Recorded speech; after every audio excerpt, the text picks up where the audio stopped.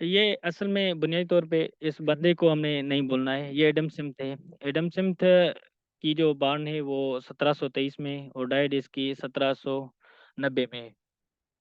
अच्छा, founder of economics है। बुनियादी तौर पे इसका जो बड़ा काम था इकोनॉमिक्स के हवाले से, पहले अगर देखा जाए तो लोगों को पता नहीं था कि भाई रिसोर्स जो हैं वो रिसोर्स को किस तरह से, मिसाल के तौर पे अभी भी अमूमन कुछ देहातों में इस तरह से होता है कि भाई किसी के पास 50,000 लाख रुपया या 50 लाख रुपए पड़े हैं तो वो किसी को अमानत के तौर पे दे देता है। ठीक है।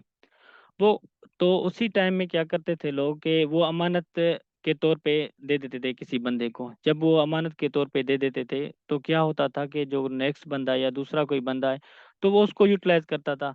मीन्स उसकी जो प्रॉपर्टी है, उसके जो रिसोर्स हैं, वो तो कोई और बंदा यूज कर रहा है, उसके रिटर्न में उसको कुछ नहीं मिल रहा था। तो इसने अपनी कॉन्सेप्ट या थ्योरी दी कि भाई अगर कोई बंदा आपको रिसोर्स दे रहा है, मीन्स अपने पैसे या कैपिटल या कोई चीज भी दे रहा है, तो कम से कम जो आप प्रॉफिट लगा रहे हैं, कमा रहे हैं, तो कम से कम उनको भी तो दो, क्योंकि असल तो पैसा उसका है। हाँ, लेकिन उसी हवाले से इसको बेचारे को काफ़ी चीज़ें जो है ना वो फेस करनी पड़ी थी कि भाई इस तरह से नहीं है। इसकी बुनियादी तौर पे अगर देखा जाए तो इसकी ये laissez fair policy, laissez fair policy means उसको कहते हैं कि जो फ्री हो, कि भाई आपके रिसोर्स हैं, आप जहाँ पे लगाना चाह रहे हैं लगा सकते हैं, कोई रोक टोक नहीं है। हाँ, लेकिन रूल्स और रेगुलेशन के मुताबिक। तो ये हम आगे चीज़ें भी जो है वो कवर करेंगे। ऐसा इसका पहला पहला इकोनॉमिक्स का जो बुक था वो द वेल्थ ऑफ नेशन, इसने सारी चीज़ें क्लियर की थी। अपनी काफ़ी सारी जो इकोनॉमिक्स की थ्योरी थी वो इसने दी थी। और उसके बाद काफ़ी जो हमारे साइंटिस्ट थे उन्होंने रद्द भी किए। जाहिर सी बात है, ये तो एक साइंस में ये चीज़ें चलती रहती है। तो ये हमारे एडम स्मिथ साहब थे, ये फादर ऑफ इकोनॉमिक्स इसको कहते हैं। उसके बाद अच्छा, अब हम आते हैं कि इकोनॉमिक्स कहते किस चीज़ को है। वो तो हमने लफ्जी जो है माना वो सिर्फ समझी थी कि भाई इको और नॉमस, ये दो ग्रीक वर्ड है, उनका कॉम्बिनेशन किस तरह से हुआ और ये सारी चीज़ें। अभी आते हैं कि इकोनॉमिक्स हम कहते किस चीज़ को है। अच्छा, इकोनॉमिक्स डील्स जो है ना वो बुनियादी तौर पे सोशल साइंस से करती है। ठीक है। सोशल साइंस में हमारे काफ़ी सारे सब्जेक्ट आ जाते हैं ह्यूमैनिटीज से डिपार्ट रिलेटेड। मिसाल के तौर पे जब अगर अपनी यूनिवर्सिटी का एग्जांपल ले लें तो उसमें एक्सटेंशन भी है, इकोनॉमिक्स भी है, स्टेट भी है, इंग्लिश भी है। तो ऐसे नहीं है, सॉरी, ऐसे नहीं है कि वो सिर्फ और सिर्फ सब्जेक्ट जो रिलेवेंट हो सिर्फ थ्योरी बेस पे नहीं। सोशल साइंस के जो भी सब्जेक्ट है वो हमारे इकोनॉमिक्स से पर्टेन करते हैं। अच्छा, उसके बाद इकोनॉमिक्स साइंस और आर्ट है। इस चीज़ को थोड़ा सा समझिए क्योंकि ये चीज़ थोड़ी इम्पोर्टेंट भी है और हमें आगे थोड़े से जो है ना वो अंडरस्टैंडिंग के लिए अच्छी होगी, ताकि हमारी पहले से जैसे अंडरस्टैंडिंग क्लियर हो। इकोनॉमिक्स बुनियादी तौर पे हम कहते किसके हैं। भाई आर्ट तो हमें समझ में आता है, जो चीज़ हमें मिली बनी बनाई हो या किसी की थ्योरी मिली हो तो हम उसको तो मान लेते हैं भाई चलो या आर्ट है, वो प्योर है, उसको हम अप्लाई करते हैं, ये सारी चीज़ें। लेकिन वो जो है साइंस किस तरह से, साइंस इस तरह से, मैं आपको दो टर्म्स दूंगा, अगर आपके पास नोट कॉपी है तो नोट कर लें। एक होती है पॉजिटिव इकोनॉमिक्स और दूसरी होती है नॉर्मेटिव इकोनॉमिक्स। ठीक है। हम इन दो टर्म्स को समझना चाहिए।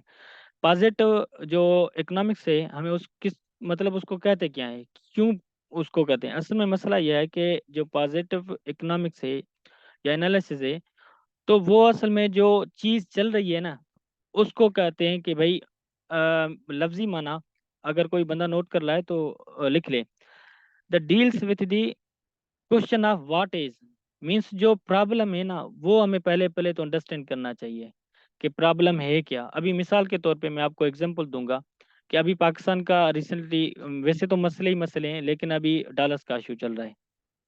ठीक है। डॉलर्स का मसला क्या है कि भाई डॉलर्स फॉरेन हमारी करेंसीज जो है वो बहुत कम आती है। मिसाल के तौर पे डॉलर से एक्सचेंज हमारा काफ़ी हो रहा है, वो लोकल करेंसी जो हमारी अपनी है वो डिवैल्यूड हो रही है। लोग अब धड़ाधड़ डॉलर्स परचेज कर रहे हैं, उसकी जो है प्राइस जो है ना ऊपर जा रही है, हम कर्जे ले रहे हैं। मीन्स ये फैक्टर्स हैं।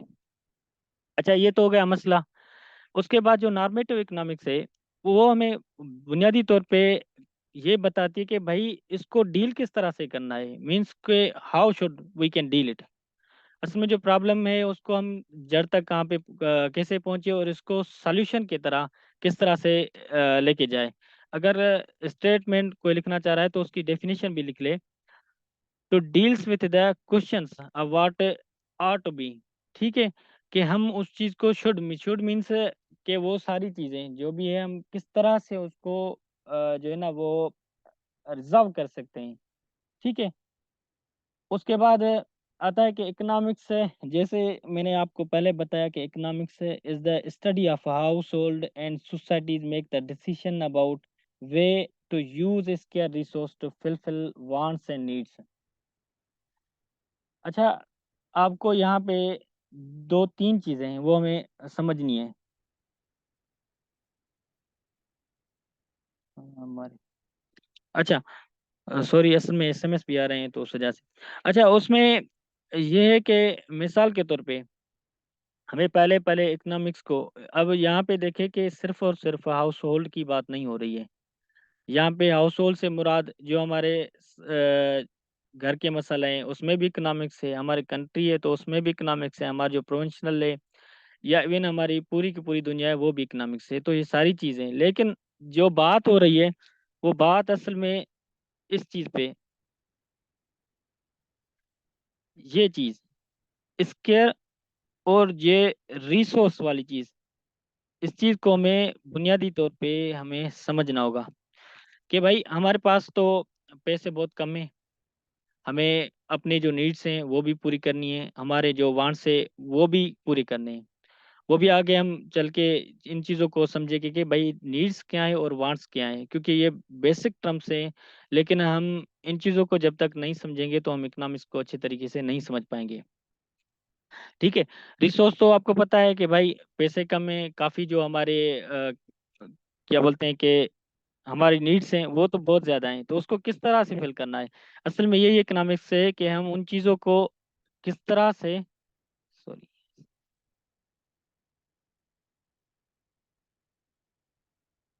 अच्छा उसके बाद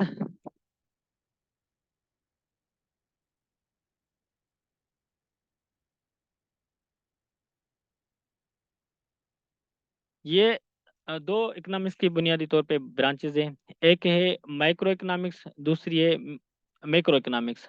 अच्छा, माइक्रो हम किसको कहते हैं, अगर यहाँ पे आप देखें कि मैंने जो स्पेसिफिक डेफिनेशन लिखी है कि studies individual economics unit such as household firm and government. जो हमारा घर का जो भी सिस्टम है, एक्सपेंडिचर है, इनकम है, वो भी हमारे माइक्रो इकोनॉमिक्स में आ जाती है, ठीक है।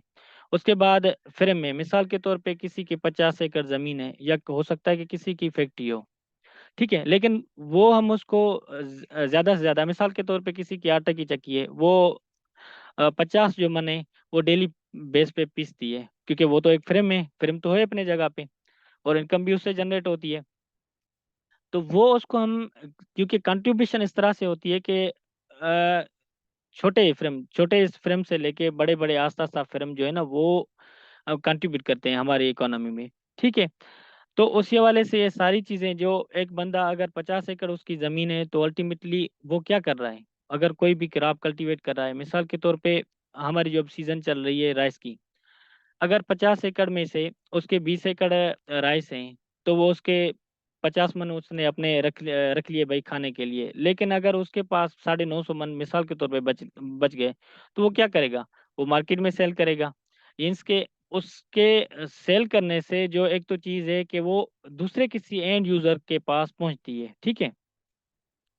अच्छा, सिर्फ वो पहुंची नहीं है, लेकिन उसके रिटर्न उसको बंदे को क्या मिला, उसको तो इनकम मिली, क्योंकि जाहिर सी बात है। अच्छा, उस इनकम से क्या होगा, जो दूसरे उसके अखराजात, ये क्योंकि सर्कुलेशन ऑफ मनी में आ जाता है।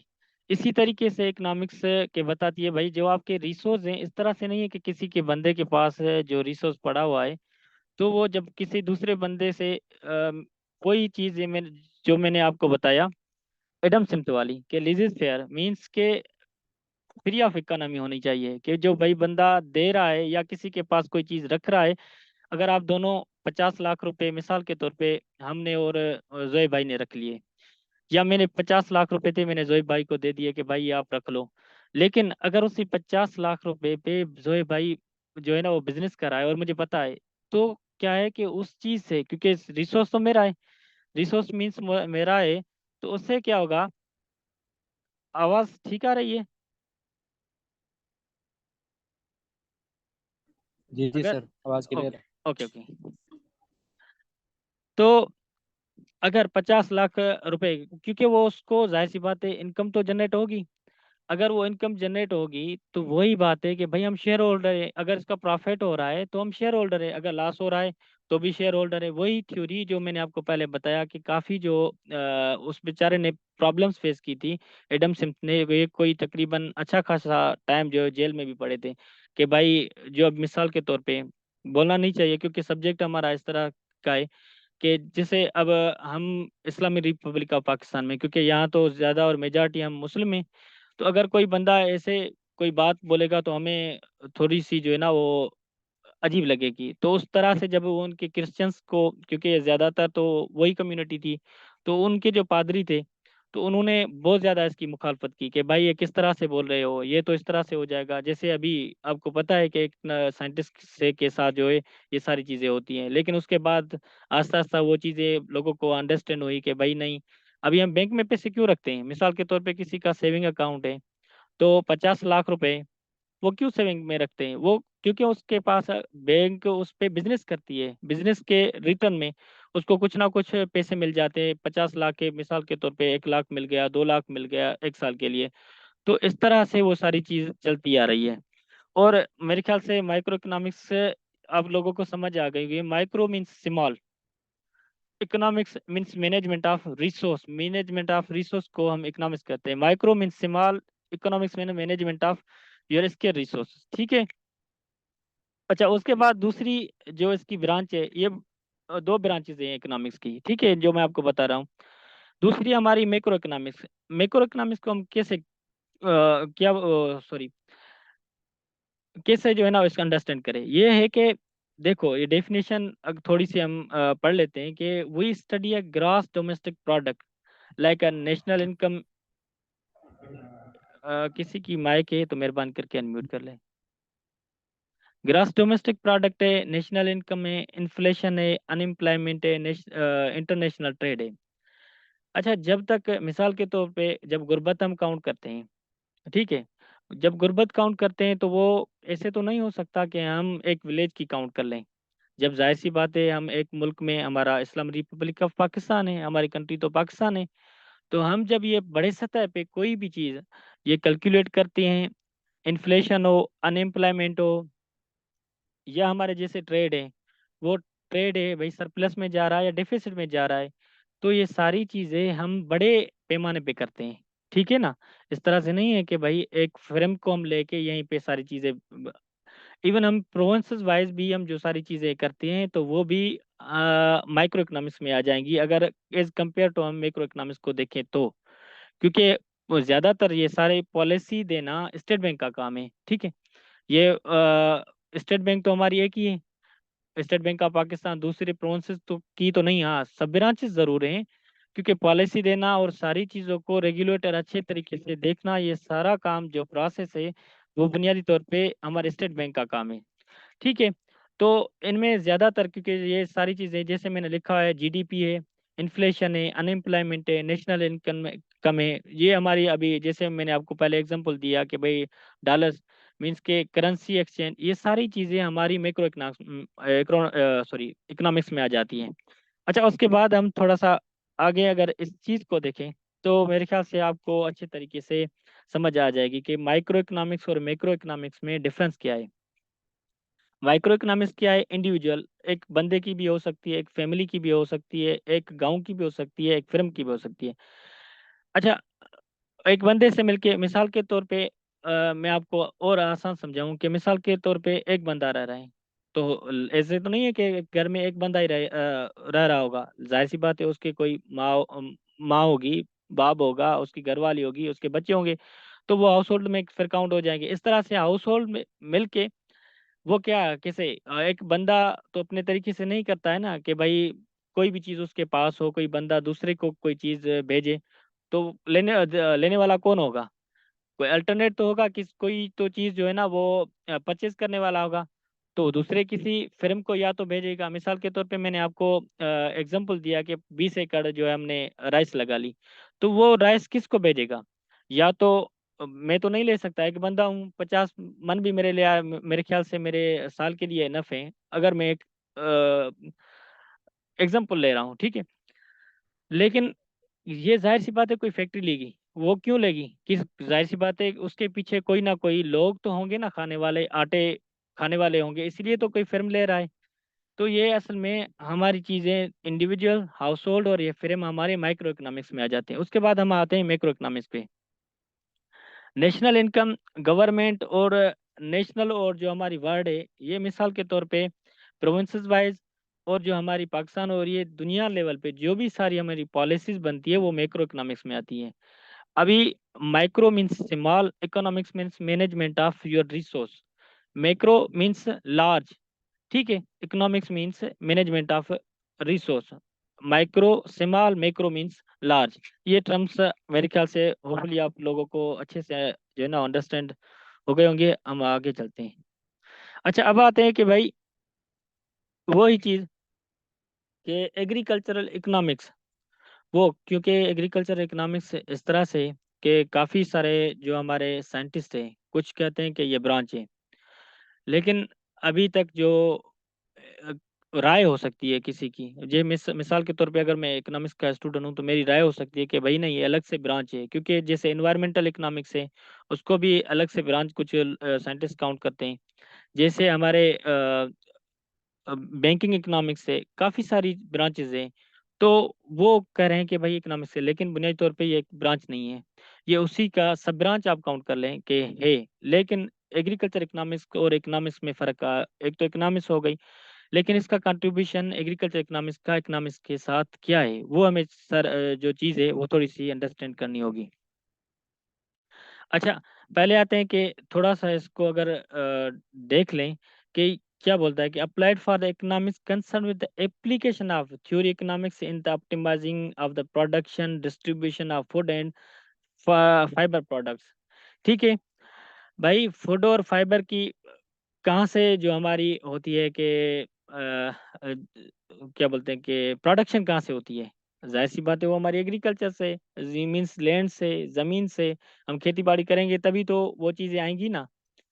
हम क्या करें, जो चीज़ें हमें मिली थी मिसाल के तौर पे, वो किस तरह से मिली थी कि भाई आपके पास ये कुछ थ्योरी है, ठीक है, लॉ ऑफ डिमिनिशिंग रिटर्न, ये सारी चीज़ें हम, मैं आपको सादा जो है ना एक एग्जांपल देता हूँ कि मिसाल के तौर पे मेरे पास 5 एकड़ वीट है। अमूमन हम सारे एग्रीकल्चर के जो है ना वो स्टूडेंट हैं। एक डीएपी हमने लगा लिया।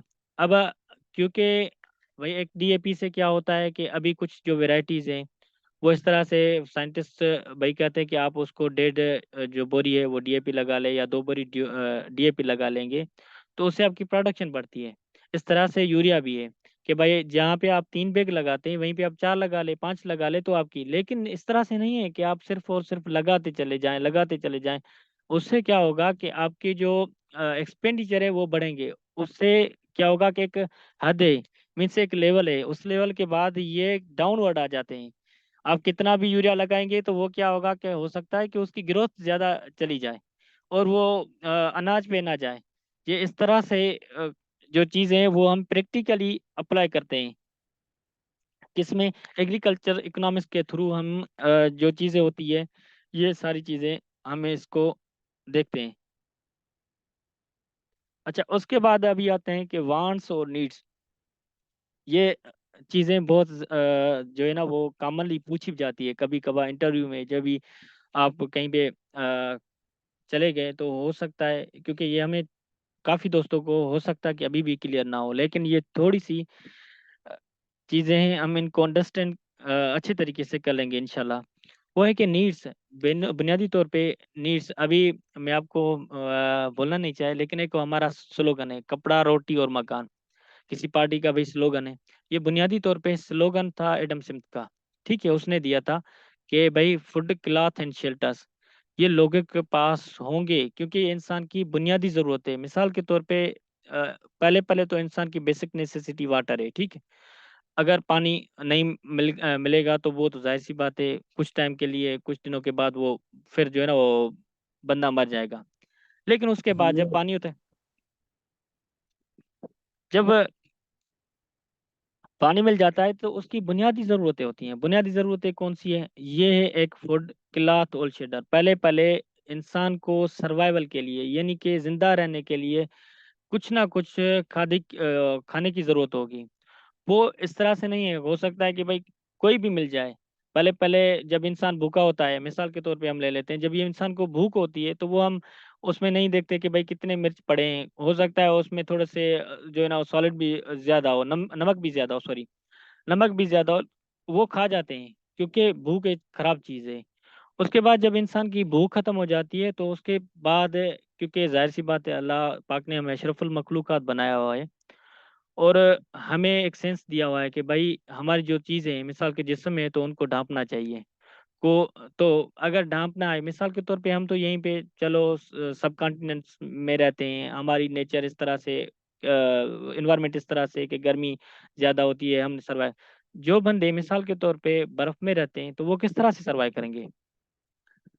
उनके लिए तो रहना मुश्किल हो जाएगा। अगर उनके पास कपड़े ना हो, अपने जिस्म को ढाँपने के लिए कोई चीज़ ना हो, तो वो किस तरह से सर्वाइव करेंगे? डेफ़िनेटली वो तो मर जाएँगे। लेकिन जब इंसान का पेट भर जाता है, तो दूसरी हमारी ज़रूरत होती है कपड़ा। कपड़े के बगैर हम नहीं रह सकते। इवन हम धूप में भी नहीं रह सकते, इवन बर्फ़बारी हो तो वहीं पे भी नहीं रह सकते।